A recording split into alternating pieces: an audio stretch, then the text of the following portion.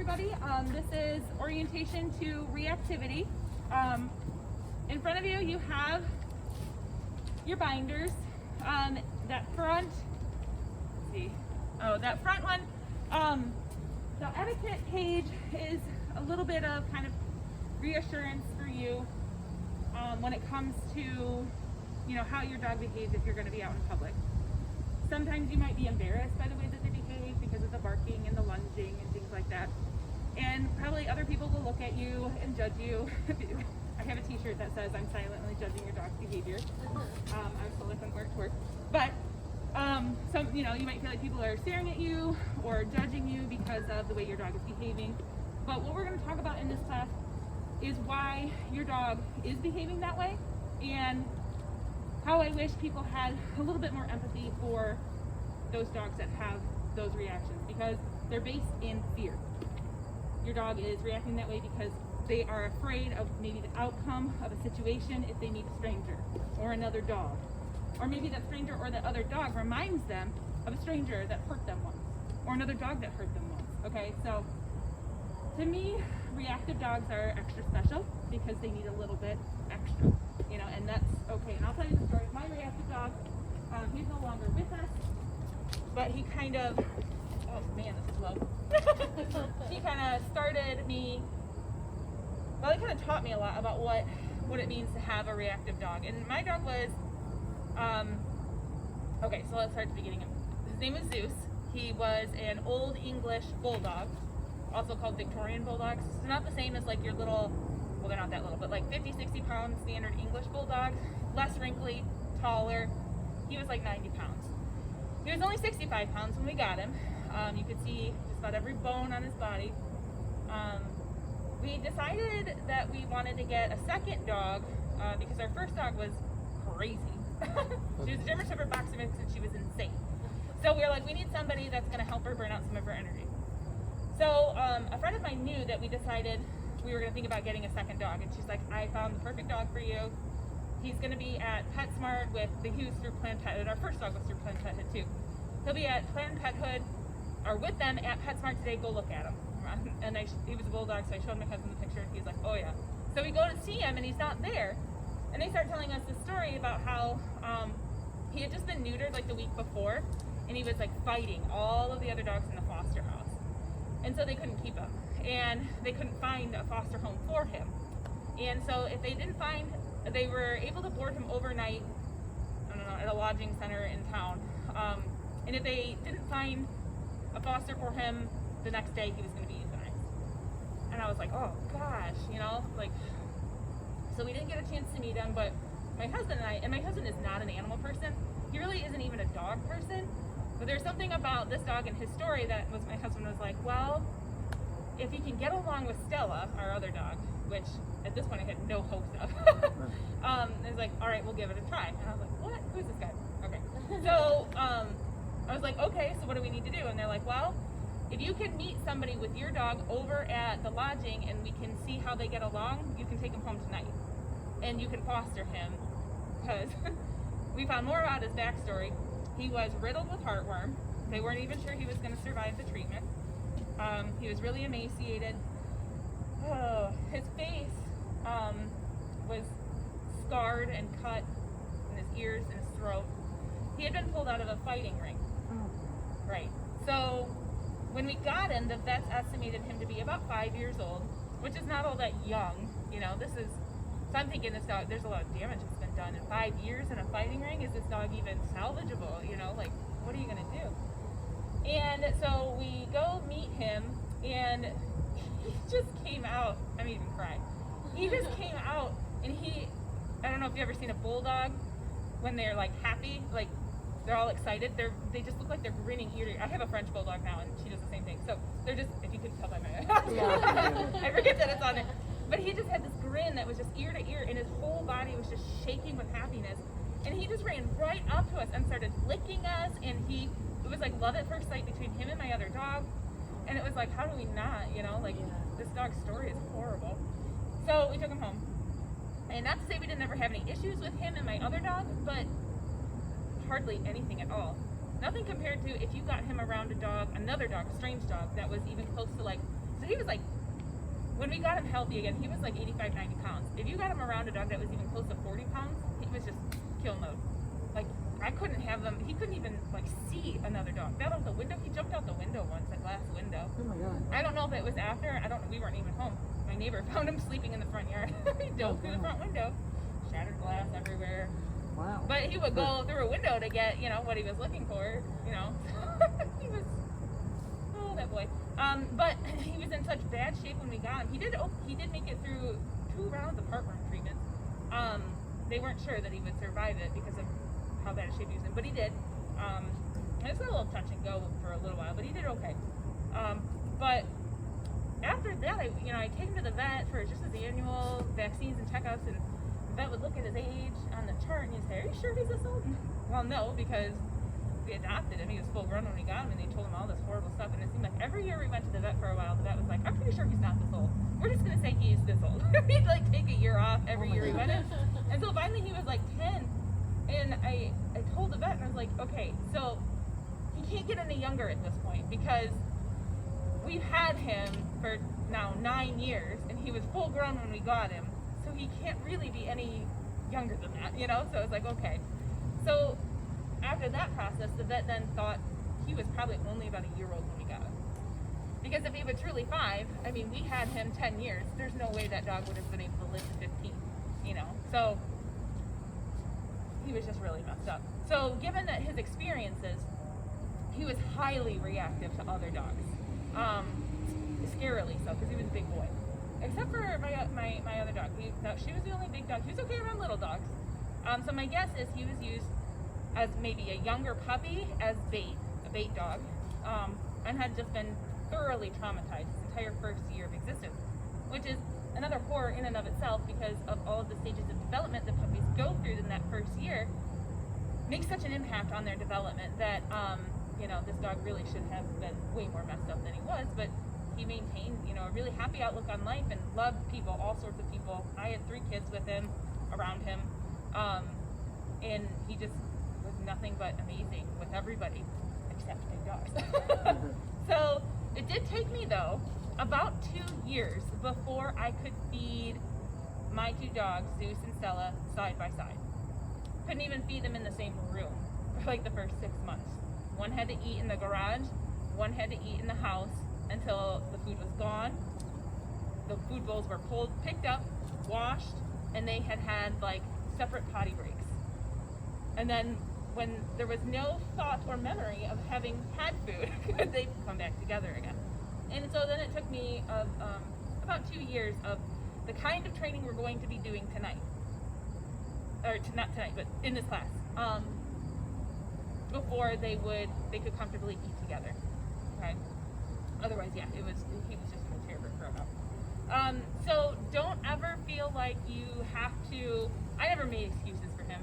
Somebody did some serious damage to him, and if I could ever get my hands on those people, I'd be in jail. So I never made excuses for his behavior because he could not control it.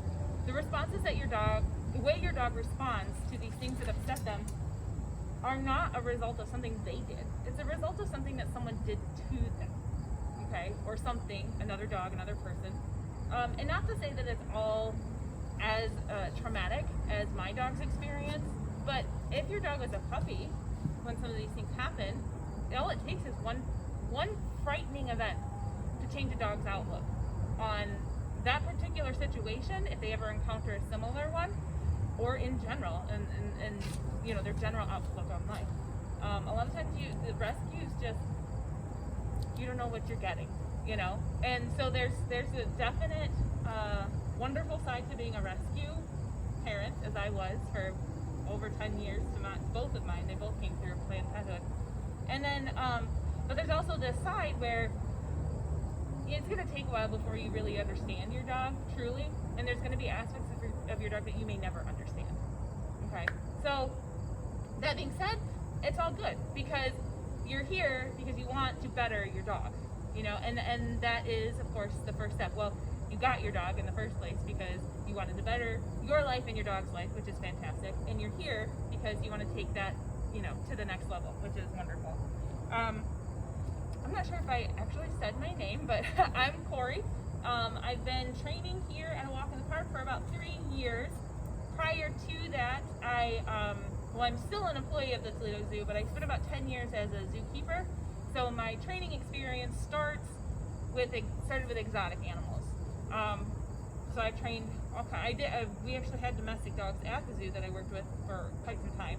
And then I also worked with dingoes, our wild dogs, let's see what else, reindeer, yak, camels. If I can teach a camel to walk on a leash, I'm certain we can teach a dog to walk nicely on a leash. So, but parrots, birds of prey, other types of birds like kookaburras, things like that.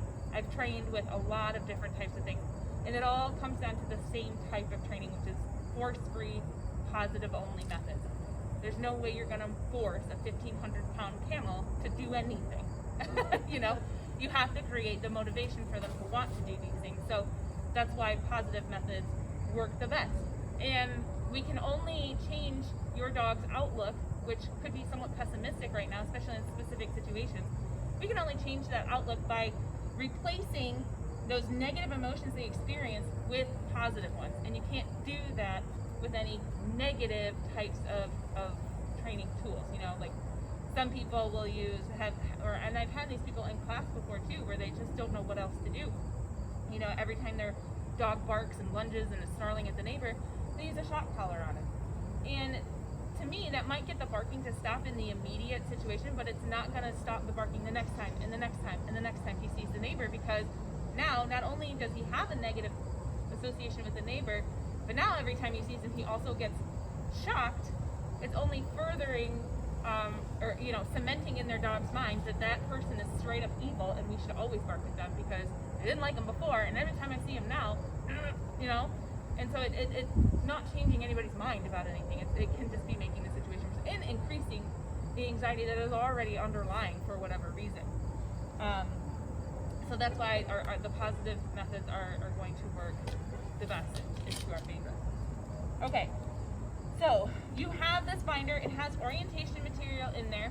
It has that, the etiquette in there. Don't feel bad about stopping someone and saying, hey, my dog does not like strangers. Please don't pet him. Mm-hmm. Even if they say, that's okay, I love dogs. It's like, well, I don't care because my dog doesn't love you. It doesn't matter. Or, having, somebody that wants to approach and have their dog greet your dog. And it's okay to say, my dog does not like other dogs. We can't have them meet. Never feel bad about saying something like that or stopping someone in their tracks, because it's really ultimately protecting your dog. Because if that person then decides to ignore you and your dog does end up biting them or their dog, it's ultimately going to be, they're going to fight that it was your dog. There's something wrong with your dog. And there's nothing wrong with your dog. People just don't listen, So don't feel bad about telling people, hey, no, or stop doing that. Please don't treat my dog that way, because you're your dog's protector, and throughout this process, we are going to be building up your dog's relationship with you and their level of trust in you, because they're going to learn that you are going to protect them. You are going to keep them safe. You are going to listen to them when they're communicating something like, I'm getting uncomfortable, I'm starting to get uncomfortable, I want to leave, or whatever the case may be. You're going to learn to recognize that, and you're going to learn how to respond to it. And that's what this class is about. So in your binder, you have the orientation material right up front there. So what is reactivity? A dog that is reactive looks like a dog that is under a high level of anxiety or stress. And there are some behaviors you can expect to see, like hypervigilance. And you'll see this especially with like German Shepherds. They're always alert, their ears are up, they're scanning, the horizon to see what any possible threats may come. And that's partly hardwired into them breed-wise, because they were bred to do that for us when that breed was created. That was the job that they were given and assigned to that breed. That was their role. Restlessness, so a dog that is constantly pacing, can't seem to get comfortable, can't seem to ever settle, always seems nervous, always seems uncomfortable. Vocalizations like whining, barking, howling, especially if they, they start and stop, or they don't ever seem to stop. That whining can sometimes be accompanied with the restlessness, just general nervousness, it will feel like. Under extreme situations, you may even have like systemic functions that arise, like vomiting, urination, defecation, and that's just really sad because that is born straight up out of some severe fear. And then stereotypical behaviors like spinning in circles, you'll see that sometimes. People will post videos of those like on YouTube, like it's funny and they're chasing their tail, but it's really kind of sad because it's a stereotypical behavior that is born out of anxiety of some kind. And so you'll see that spinning, you'll see like constant paw licking, and then the tail chasing or the shadow chasing. Again, people will think that's cute or funny, but it's really a little concerning why that behavior is occurring in the first place. And then changes in content or quantity of solicitous behavior. So is your dog, does their behavior seem to change, like they become more withdrawn, not interested in socializing with you or other dogs that they previously did, or have they never ever wanted to engage? I mean, ideally, a dog that has been socialized properly from a young age is happy to greet people, at least comfortable. I can't say that every dog, likes to be in the presence of other dogs, even socialized at any point in time. A dog that may not be reactive may still not like to interact with other dogs, and that's totally okay. There's lots of people out there that don't like to interact with other people, so we probably all know a few. I am married to such a person. So if you notice that, they don't want to interact with other people, don't want to interact with other dogs, or their level of interaction with certain types of people may have been okay at one point and seems to be dropping off a little bit, that may also be, a sign. Now, excitement is a normal reaction to certain stimuli, like you coming home from work. I'm sure your dogs go bonkers. I know mine does, even if I've been gone for 5 minutes and I walk into the room, it's like I was gone for years. So that excitement is normal. That reactivity, though, when that switches into reactivity, it becomes uncontrollable, where they could potentially hurt themselves or someone else or another dog in the process. So what we'll talk about, is what contributes to their reactivity.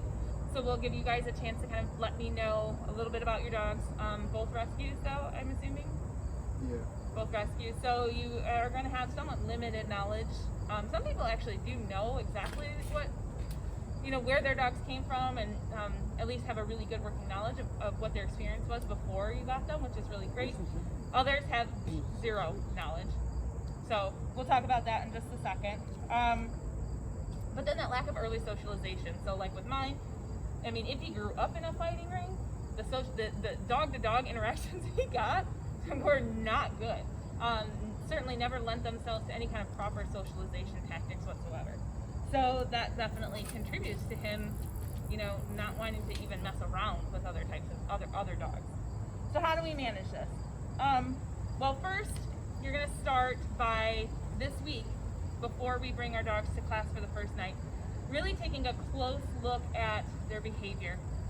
See if you can identify any patterns, like, what do they do when the doorbell rings? What happens when they're, looking out the window, they see a squirrel, they see a cat, they see another dog, they see a person. I know your eyes just got big, like, oh boy. Squirrel.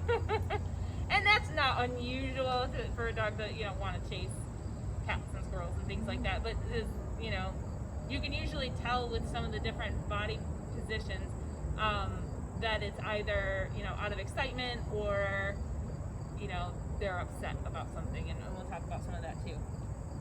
And that's actually right here. So you're going to start assessing, like if you take your dog for walks, you'll start assessing how far away can I be from that guy or that dog or whatever before my dog starts freaking out. You'll want to notice, how far away are we when my dog notices, starts really focusing, staring. Maybe they're not barking or freaking out, but they've locked eyes, and you call their name, no response, they're no longer paying attention to you, they're focused, okay? You're approaching what is called the threshold. There's going to be like a line in the sand, and it's like on this side of that line, we're okay. We're not great, but we're okay. One toe on the other side of that line, and we are losing our minds, okay? Barking, lunging, snarling, whatever it is that your dog does, or maybe it's whining and crying and racing behind you to get away, whatever it is, there's going to be that line. So what we need to figure out is approximately what is that line as far as distance. Is it 50 feet? Is it 20 feet? Is it even farther? Is it less? If it's less, that's actually kind of great. Because what we want to do is shrink that point down to where we can pass by that thing that bothers them and there's no reaction. At that point, we kind of know we've kind of successfully, to an extent, reconditioned them to have a better emotion attached to that, because with the negative emotion that's currently attached, that's what then we see outwardly, these behaviors. If there are these behaviors, they're no longer presenting themselves, then likely that emotion has been changed to one where they either no longer fear it, maybe not entirely, but they are comfortable enough in the situation that they don't have to freak out. It's not that big of a deal anymore, okay? So as you then, kind of notice what your dog looks like when they're reacting, what does their body posture look like? Are they like digging their heels in to launch forward? That's very assertive, and it's like an offensive body posture. Are they shrinking away? That's a defensive body posture. How are they holding their ears? Straight up, straight back, out to the side. Those tell us different things. Those airplane ears, when they go out to the side, that's a lot of insecurity right there. Flat back, that's fear. Straight forward, like my dog's a Frenchie, she's got radar ears. When she's comfortable and nothing really is going on, they kind of are not quite Yoda. That's when she's sleepy. They go way out to the side like that. But they're kind of like this, okay? So, but when like the neighbor comes out, boom, there they go. They're like almost pointing straight forward. And that's just like alertness. So that could indicate, that they are about to start reacting, maybe, if they aren't already. Is their hair standing out down their back, the piloerection? And where is it? On the neck, on the shoulders, on the top of the butt, all the way down their back? But actually tells us a lot about how your dog is feeling. Because in some situations, that piloerection can indicate just excitement. But where it is on the dog's body can tell us. And if it's like all the way down the back, they're not so comfortable. But if it's just like on the top of the butt, you probably notice that. Maybe even with you get home, your dog hasn't seen you in a while or something like that, and they get really excited. You might see the hair stand up right on the top of their butt right there, and that's typically just excitement. But if we've got it going on in other places too, that is going to lean towards more like, that's more concerning. It's a more an aggressive display, might be following kind of thing. And then what is their tail position like? Is it straight up? That's offensive. Could tell you that your dog is about to become exceptionally assertive, potentially have an aggressive display. A dog's tail that is comfortable, you always want to look at the base of the tail, because a wagging tail does not mean that they're happy just because the tail is wagging.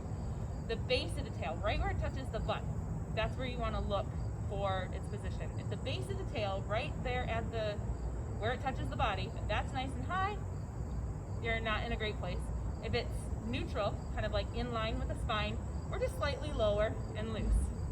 You'll be able to tell when you start watching what that stiffer body posture is going to look like versus a loose, wiggly, comfortable one. And then, of course, flat against the body where it hangs lower than the spine, completely tucked under. We pretty much all recognize that as fear. So looking at where in this huge range our dog's tail could be, where does it tend to hover? Where does it tend to stay? Or, when we get real close to the thing we really don't like, boom, is it here? Is it here? It's going to be probably one of the two extremes. So what does that look like? And are they growling? A growl doesn't always indicate that there's aggression, going along with that. I know when I'm playing with my dog, she'll growl because she's a bulldog and she's very vocal. Some other, like pit bulls, tend to be really vocal when they play. And some other breeds can be as well. But that doesn't mean that she's being aggressive just because she's growling. It's a normal communication. And you'll feel it, like you'll feel it in your bones when you hear the growl. It's low and almost inaudible, and it just rumbles, and you're like, oh boy, this is not good. So that's the one that kind of means not good things are about to follow. So that low rumble that you almost don't hear, that's not a good sign. So that is more like aggression versus reactivity. You might have some growling that you hear, even lip curling, barking, lunging. While those things, a big display to us is more concerning than a quiet, like a dead frozen dog that is like staring and low growling. That's the worst dog to me. That is one that is about to do something bad. But a dog that's putting on a big display, that's more insecurity, like, you know, trying to put on a show for you, kind of a thing. I'm not as worried about that dog as I am about the dog that is frozen, has locked his eyes on a target, and is growling under his breath.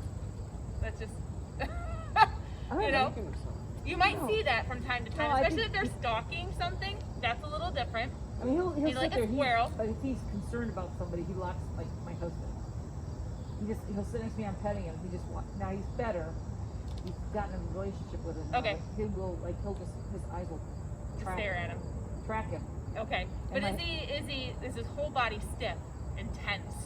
No, it's just like he just tends to just kind of He's unsure of it. Okay, Yeah. so there's like that hypervigilance, that alertness. He's Right, just his keeping eyes his eye on you, kind of a thing. Yeah. Yeah. Okay. He's like kind of watching you walk into the room. Yeah, he just wants to make sure that he You can knows tell what if you're he's doing gonna- and where can you tell if are. he's gonna, like- So that's more insecurity than I would say, you know. I mean, he's very Aggressive. body language. Like, you can read his body language. Yeah, pretty easily. very well. Okay, cool. And you may even want to take pictures or videos just for your own reference as we progress. You can look back and say, you know, here was, what's today? The 2nd. So here's September 3rd versus here's October 3rd. You know, what, and we're in the same kind of situation, same kinds of triggers or whatever. You know, how are we responding? You know, what does that body language look like from here to here, kind of a thing. So that can give you, you know, a guide to see what the progression looks like, because, you know, what you're looking for are going to be these small improvements in their behavior. At the beginning of this class, your dog will probably be barking, you know, at every time they come out from behind, when we're going to talk about why these are here, every time they come out from behind these curtains, they might be barking. But, you know, on day 1, or week 1, week 2, week 3, most of them start to kind of come out of their shell, figure out their routine. By week 6, that last class, every class I've run so far, which it'll be like, we started it back in January with this class, so for this whole year, or no, the January before, because we were shut down for like 100 years this year. By class 6, I've had almost every single dog be able to be out from behind their curtains, even walking around the space together without reacting.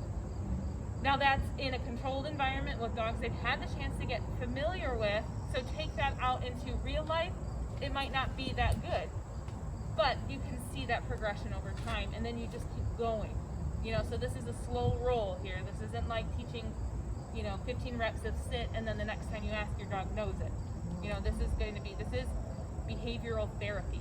Therapy takes a while. You know, if you personally have ever been through therapy for anything, or, you know, suffer from anxiety, or know someone who has, it's not something where you can just say, hey, guess what? You don't have to be worried about that guy. You can calm down. And you're like, man, where were you 10 years ago to tell me that? I never knew I didn't have, you know, it just is not, the switch does not flip like that. Just because someone tells you you don't have to be worried doesn't mean that you just automatically stop being anxious about something. It's the same is true for your dogs. So you're going to start looking for what that threshold is, and also identifying what the actual trigger is. What seems to bother your dog the most? Strange people? Strange dogs? Is it a certain kind of dog? Is it a certain kind of person? You know, somebody that always wears a hat and sunglasses. Now, the reason why you find most dogs, you know, people will say, oh, my dog doesn't like it when, you know, guys. He doesn't like guys because he doesn't like sunglasses and hats. Well, dogs use body language as their primary form of communication. They do bark and vocalize, but if you think about like wolves, they don't bark, you know, and they'll howl to communicate over long distances, but they don't, other than puppies, they don't yip or bark. You know, that would be silly if they ever wanted to catch food ever again, you know? So it's not Is Zoe going home? Over? It's not their natural, or their primary form of communication. So body language is. And that's why we're looking at these body language. And to that extent, they figure out our body language almost very, very easily. They can tell when we're irritated with them. They can tell when we're happy and excited.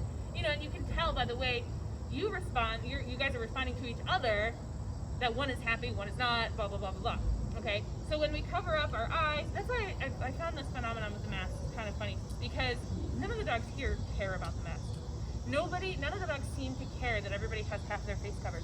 And I think it's because if they can still see your eyes, they can still get enough of your facial expressions. Because, like, you can tell if I'm smiling through my eyes. You know, if I have a big smile on my face, my eyes change. You know, versus if I'm gonna stare down a dog and give him the stink eye, that looks different. You know. So I think because they can still see our eyes, the rest doesn't really matter.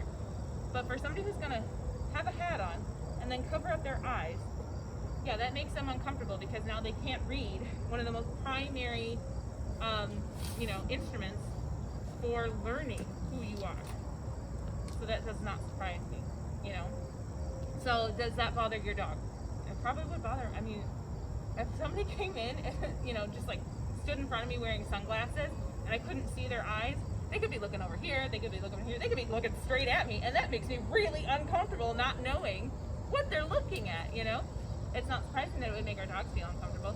So start keeping track of the things that seem to make your dog uncomfortable, and then you can kind of rank them, you know. This is the worst. Worst ever. Zeus is worst ever. Big dog. You know, my mother-in-law, I love her dearly, but she has some moments where she didn't make the best decisions of her life. Like when she decided to foster Great Danes, never having had Great Dane experience or dog experience. So she got excited. She picked up her first Great Dane foster, decided she's going to bring her over to my house to show us.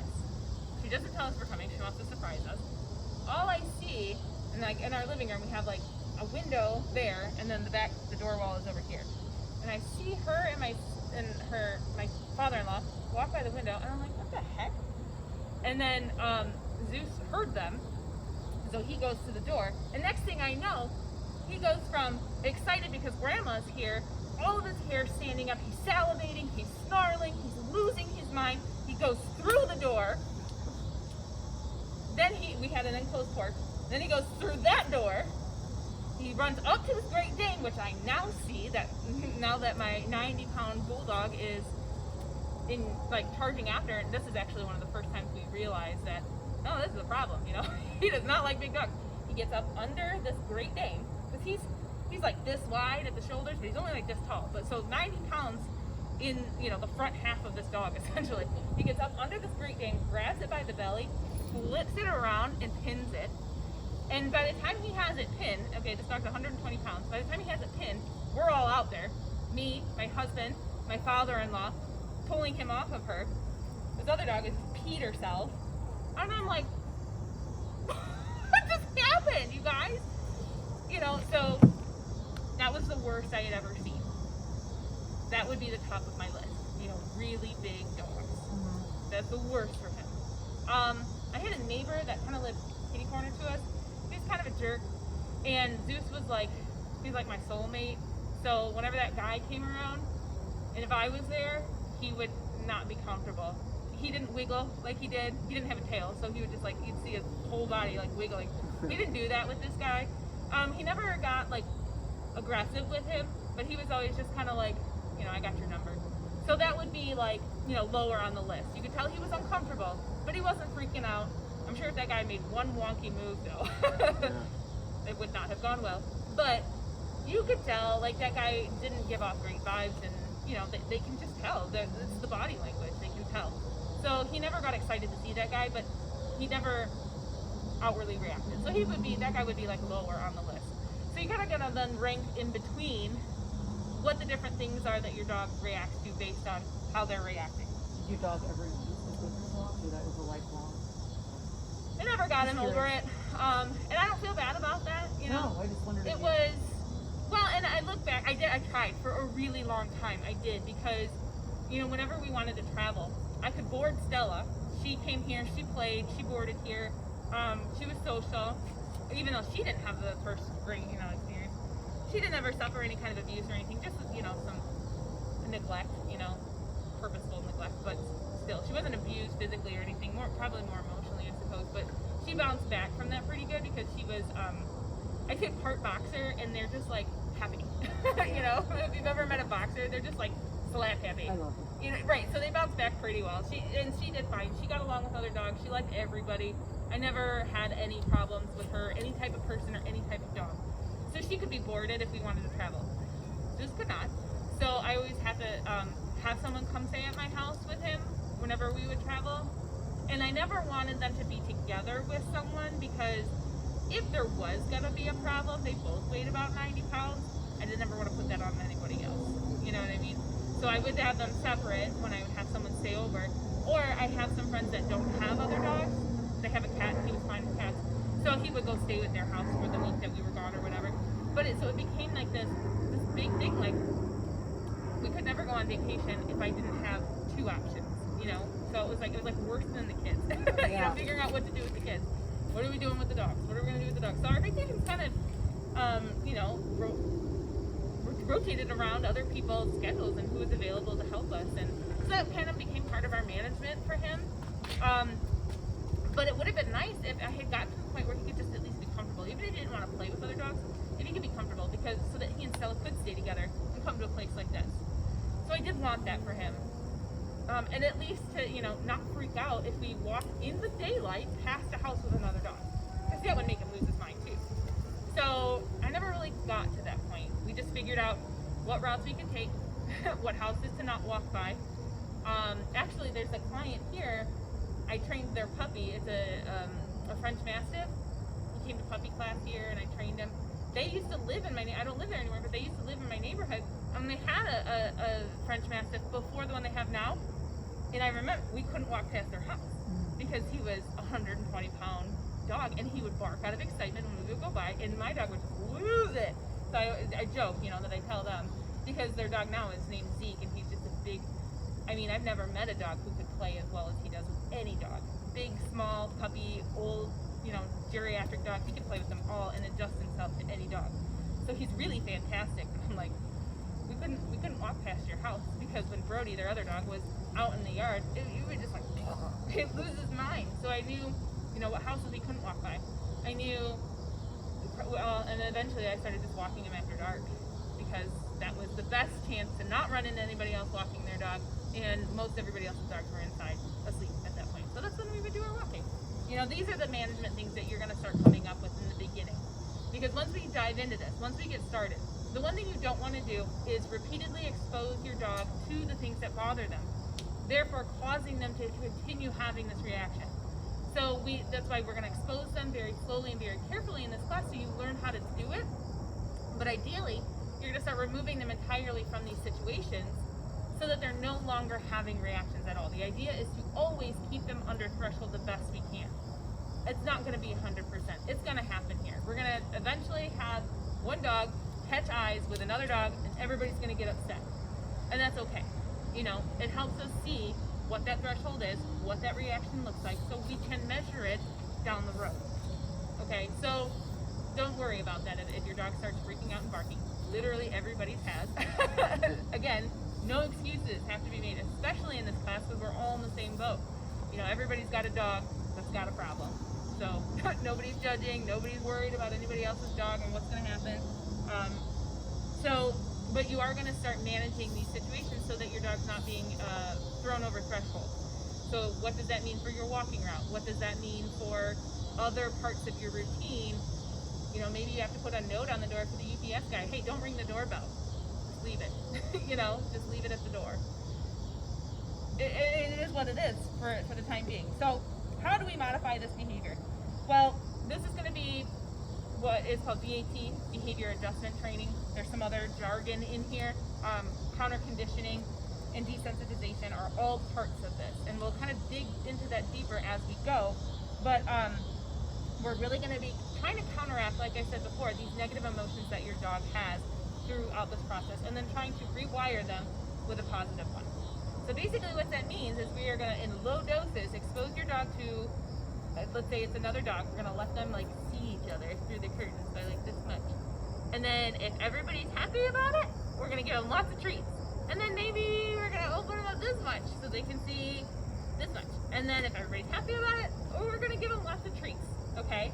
And there's going to be a few different techniques that we're going to use along the way that you can use when you're out at the park, when you get to that point, you know. so that we're gonna go through all of that over the course of the 6 weeks. The class is a slow-paced class, okay? So the first class, there's really gonna be not a ton of stuff happening. There's going to be an acclimation period for each dog at the beginning of each class for the first two classes. And that is actually going to take up some time, but we want to do what we call prime. We want to prime each dog. So they're going to come in, one dog at a time. They're going to get to run around the yard. I'm going to throw some treats out there. They're going to have a sniff safari. So they think, this place is cool. I like this place. So now they're primed. Their brain is primed that this is nothing to worry about here, okay? So what's going to happen when you guys arrive next week is you're going to pull up in your cars. On the front of your binders, there's some contact info down there. You'll see my name and my phone number. Call that one. That's my direct phone number. It goes right to my phone instead of the facility. So call me or text me. You can text at that number too. When you arrive, I'm going to come to your car. I'm going to bring you and your dog in. You're going to do the things I talked about with the sniff safari and the running around. Then you're going to go back out to your car, and we're going to do that with each dog. Okay, so like the first 20 minutes of class is going to be that. And then we're going to do a quicker version of that week 2. And then after that, we're not going to do it anymore. Because at that point, your dog should be pretty comfortable going through the gates and getting back here and recognize the space and things like that. So we're going to do that acclimation so that we're priming them those first couple of weeks to have a good experience. And that's something you can do too. If you know there's going to be an experience coming up, a situation that you can't necessarily control, you have to bring that plumber in because your sink is spraying water everywhere. You know, prime your dog first. Do something fun. Give them lots of treats to kind of already have their brain in a more positive default setting, I suppose. Okay. Looking through tools of the trade, if you aren't already using a front clip harness for your dog or one that clips in the front and in the back, you may want to take a look at that. You will notice that as soon as you start using one, it's called a no-pull harness, you're going to have oodles more control over your dog by using the front clip or one that clips front and back versus their collar. It'll be safer for them. It'll take tons of pressure off of you. Like when you're trying to control them and walk them, you're going to notice a huge difference. With mine, I switched to it early on. I tried the gentle leader on mine. I couldn't use it on the bulldog because they don't have enough face to put those on their snouts. But my other one, and she never really, I didn't like it. She would hit her head on the ground trying to get it off, and whatever. We went to something else. So then I found the front clip harnesses, and I was like, I never went back. Even after, you know, because he didn't pull the bulldog. It was more like a drag. It's like, come on, buddy. You know, he's like, walking wasn't his thing. So he never pulled, but I still used it on him because I had a lot more control over him in the event we happened to see another dog. So you will notice we do have, I think I put a couple of types in here, like actual brand names. Like one is the Freedom Harness, and I think that one is good for like bigger dogs. Are you saying where the leash is hooked? Yeah, like the leash. Okay, yeah, okay, I understand. I didn't mean a clip like his clips here on the side. You know, Oh yeah, and no, right, the leash attachment is in the Okay, front. and And the balance harness is the other one that's in there. We sell those here, so if you wanted to have us fit one for your dog and see how you like it, we can do that when they're here. That one is fantastic. It's what I use for my dog, especially if for some of the mixes, because their body shape is not real like standardized because they're all different. Like with my boxer mix, boxers have a really deep chest cavity, but they got kind of skinny necks. So a standard harness just like didn't work because we had to get one that was really big to go around her chest, but then it was too big around the neck. And then with my bulldog, I mean, his neck was like bigger than anything else on him. So then we had that backward situation. So the balance harness is now what I use for my Frenchie because she's got a fat neck and a big chest, but she's a little dog. So the balance harness, every single strap on it is adjustable, which means you can customize the fit to the neck, to, you know, the sternum, to the shoulder blades, and around the chest. So that one is really fantastic for that reason alone. And it also has a chest clip and a back attachment. You can use both or just the one. You can get a double-ended lead that attaches to both at the same time. And what I do now is she's pretty good at leash walking, like when there's not a lot going on, so I'll just have it clipped to the back. But then if I know we're coming up to a house, or like when we go to a metro park and I know a bike is coming or somebody's jogging by, I'll quick and switch it to the front because she doesn't pull as hard. It's designed to diminish the pulling, or encourage them to not pull. So a harness is going to be the ticket there. There's an easy walk harness, which is what I had used prior with my first two, but after discovering the balance harness, I actually like that a lot more. So the easy walk is in there. The easy walk you can get like right at PetSmart. They're like $35. They're not all that expensive. The balance harness is going to be a little bit more. If you go to their website, Blue9, they're like $39.99, but then you pay shipping and you pay tax. You can get them on Amazon for like $49.99. So it's comparable in price once you add in like shipping and tax. If you're a Prime member, which like I think everybody is nowadays, you can get it in 2 days, for that, about the same. So you get it faster too. But so it's gonna cost you about that much. I think we sell it here for $49.99, but then you could also just have it in hand that day if you liked it and you wanted it. The Freedom harness, I don't know that much about it. I think you can only get it online, and I think it's good for larger size dogs. If you have a smaller dog, the fit is just not as customizable. So there's some options in there. We're also going to talk about, and some of the stuff I'm not going to talk about in detail here, but the fluency behaviors and emergency behaviors, we're going to talk about those more in detail at our first class. But the one thing you want to determine now is what your dog's fluent behavior is going to be. You can decide on something that you already know really well, but you're going to rely on that behavior as a tool during the class to tell you, can my dog focus? Can my dog perform this behavior when I ask?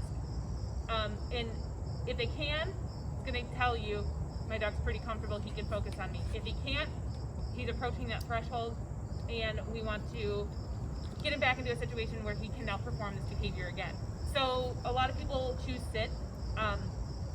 So say we're gonna have these curtains set up for all of you, so you'll be able to be on the other side with your dog, and so it's their private space.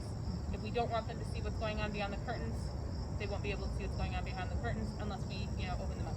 Now being outside and they're kind of flapping around a little bit, I'm gonna have to think about how to deal with that. But the idea is it's a private space. We don't have to let them interact or see each other, or we can, in controlled doses. So maybe we decide Bruin is out doing his exercises in the center of the space, and we say, okay, everybody, go ahead and open up your curtains halfway. But if we notice that makes Bruin really uncomfortable because he can't do a sit now, whereas before he could, that tells us about his level of comfort in that situation. So that's what that fluent behavior is. He can perform that behavior under any circumstance, no matter what is going on. And if he can't, it tells us something about what's going on. So most people end up choosing sit, which is fine, especially if it's something your dog already knows. I like to also use a target behavior because it's really easy for them to do. And if you don't know what target is, we can talk about that if you want to choose it. But like I said, most people use sit because their dog already knows it, and then they just practice it this week to kind of pump it up and make it really strong. And then when we get into the class, it again tells us exactly what their state of mind is going to be if they can or can't do it. We'll talk about what that emergency behavior is going to be. And then every week there's going to be, homework. Essentially it is do what we did in class and do it every day. The only way your dog is going to get better at this is if there's consistency. And among anybody, and I know like we've talked about your situation, among anybody who's going to be regularly interacting with your dog, everybody on the same page. And that's for like walking, any of the routines. If you have, an alternate caregiver, they should know what's going on too. At least what you're doing. If they're not doing the training with you, at least know what you've got going on, and some basics to kind of help them, manage, help you manage. Okay. So that's kind of it for the orientation. You should then also have, I think the next thing that's in there, I have my binder, not quite in the same order as yours. What's the next thing that says boundary games? Yes. Okay, so you're going to start working on this tonight. This is what is going to be your calming protocol. And we're going to have a blanket or a towel for you in your space, in your training space, every week, or you can bring one of your own if you prefer. But what this is I think this is a foundational life skill for any dog, no matter what their age or their situation. Rescue, I got mine as a puppy, 8 weeks old. I gave her a week to settle in, and then I was like, all right, let's hit it. And we started learning boundaries. She's a bulldog. Her play style is rough, body slamming. That's what they like to do. She just turns dogs into like a bulldozer, and she just like rams into dogs. She can't do it with bigger dogs, so she actually does play better with bigger dogs because she can't clobber them like the Hulk. But little dogs, she like headbutt a mini dachshund a few weeks ago in the side, and it just like barrel rolled. I was like, oh God! Yeah. So the idea is that this protocol, these training steps, are going to teach your dog how to default into a calmer mindset when they feel themselves flipping over into like that overstimulated place, that over-aroused state of mind where they're now like losing it. Okay, and it can be dogs who don't know how to regulate their play, like mine. She's a puppy and she's a bulldozer. So yeah, that's really important because I don't want her, upsetting other dogs, and then she gets kicked out of daycare, which I'm half expecting she's not even going to be able to go to daycare because she's a bulldog, but we'll get there. But it's it can help anxious dogs, give them a safe space. If they know that they, can calm there, they know how to calm in that particular space, they can go there when they start feeling themselves getting nervous or upset. And then it helps them. It's like a security blanket almost, helps them switch back into that mindset to where they can start doing it on their own. Some of the dogs that have gone through this class are fine with other dogs when they're here. One in particular is one of our pit bulls, Jennifer. She's so funny. She's one of my favorite dogs ever. But she has some real issues with people coming to her house. So they took the reactivity class. She also would get she's a pit bull, so again, they play really hard, and there just seems to be this lack of self-control in their play, across the board for pit bulls, that they just play so hard that they can't come back down and don't recognize when other dogs don't want to play like that, and then somebody gets hurt. It's like little kids, everybody's crying and upset.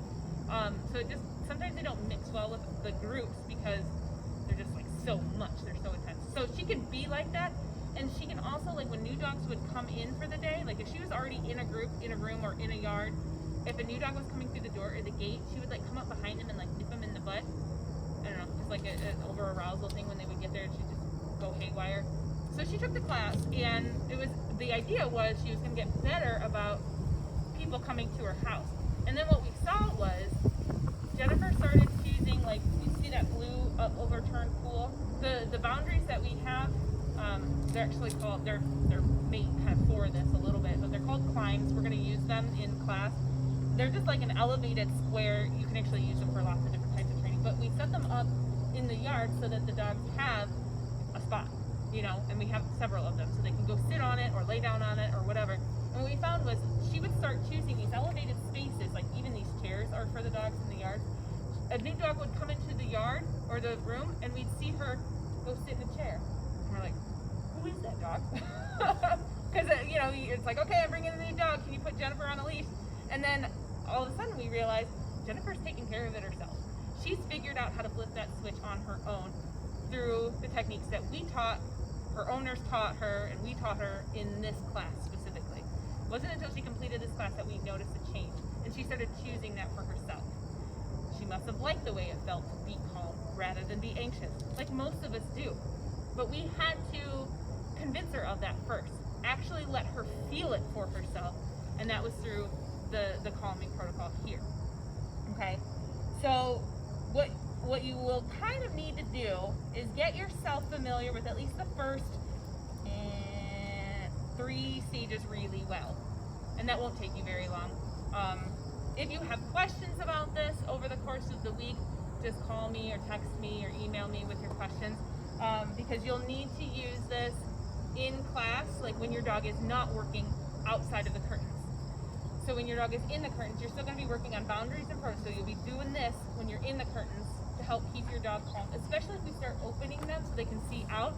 That boundary behavior, the calm behavior will be really important when they can start seeing out, so that the dog that's out here can also stay calm. Because if your dog's freaking out in here, the other dog is going to be freaking out there. So the idea is when one dog is working, everybody else is working on staying calm so that dog can work, and vice versa. Okay? And it will also help, you'll notice over time, that maybe if your dog does start freaking out and barking, maybe the first day it was nonstop throughout the class, or off and on, and it lasted the whole class. But by the 4th class, you could say, hey Bruin, let's settle. And then he's like, oh, okay. And then he just lays down, and then me might not hear a peep out of him for half an hour. So then there's that measure, again, are we recovering from that outburst faster? You know, are we not having it anymore altogether? Because that's down the road. Are we recovering faster? You know, are we able to then, because you cannot focus on completing a task and be anxious about something at the same time. Your brain cannot do those two things. So if we give them a task to focus on, they can't really be focusing on whatever causes them to be anxious. So this helps balance those things. So that will be an important behavior for you to work on this week, so your dog is somewhat familiar with it when we get into class the first week. What else is here? I think that's kind of it as far as what you have in your binder tonight. There's like at least one blank page in there for you to take notes. Next week, you will get a lesson plan with each week. So next week you'll get lesson plan 1, and it talks about, different ways, the ways that we're going to be communicating, the way the class is going to operate, and establishing really good name recognition, establishing that fluent behavior, and then continue to work on your boundaries. So next week, with our dogs being their first day in class, everybody's going to be a little bit haywire, overstimulated, frustrated even. There's not going to be a ton of work, okay? It's really just going to be about acclimating them to the space and you guys getting a feel for how you're going to control and manage in this new environment, okay? Does that make sense? Mm-hmm. All right, so let's take a couple of minutes and tell me a little bit about each of your dogs. Start with Bruin. Bruin is, what did he weigh last time? I think it's like 50 pounds. Okay. 50 some pounds. Okay. He's a mutt. We got him when he was six months. Oh, okay. So That's not too bad. Sorry. 6 weeks. 6 weeks. He was Okay. a puppy. I'm still listening. I'm just going to stop the recording. Freaks out with squirrels.